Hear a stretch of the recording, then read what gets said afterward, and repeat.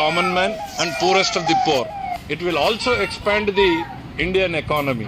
GST reform की घोषणा होगी, उसमें जहां करों के स्लैब में कमी होगी, वहीं बड़ी मात्रा में बहुत सारी वस्तुएं ऊंचे स्लैब से निकाल करके नीचे के स्लैब में लाई जाएंगी। उससे न केवल व्यापारियों को बल्कि आम उपभोक्ता को भी फायदा होगा। इसका अर्थव्यवस्था को भी बड़ा लाभ मिलेगा, लोगों को भी बड़ा लाभ मिलेगा, चीज़ें सस्ती भी होंगी और इकोनॉमी में कंजम्पशन भी आगे बढ़ेगा और तीव्र आर्थिक विकास के लिए मददगार होगा।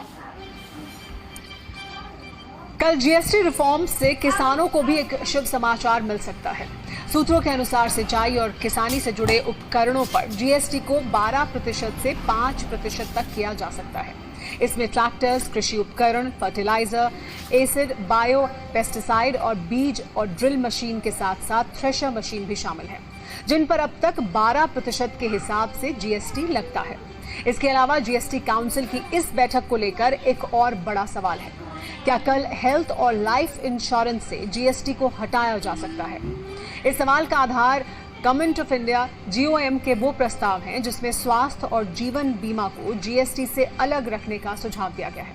यानी ग्रुप ऑफ मिनिस्टर्स ने यह सिफारिश की है कि हेल्थ और लाइफ इंश्योरेंस पर किसी तरह का टैक्स ना लगाया जाए। हालांकि जीएसटी वाली पूरी तस्वीर कल ही जाकर साफ होगी, लेकिन अगर इन फैसलों पर मोहर लग गई तो ये आम आदमी के लिए बहुत बड़ी राहत होगी और दिवाली का धमाका होगा।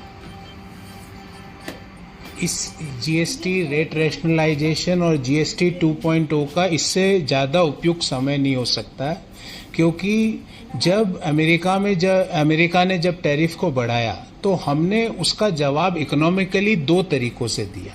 पहला, हमने डोमेस्टिक डिमांड को क्रिएट करने के लिए बढ़ाने का उपाय सोचा, तो उसके तहत आपने देखा होगा कि इनकम टैक्स के रेट रिडक्शन हुए और अब जीएसटी रेट रैशनलाइजेशन की बात हो रही है।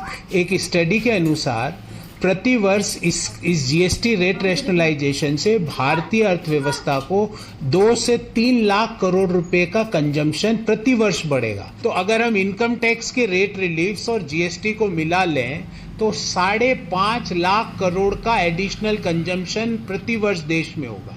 5.5 जो भारत की जो अगर जीडीपी है उसका लगभग 0.6 to 0.7% है।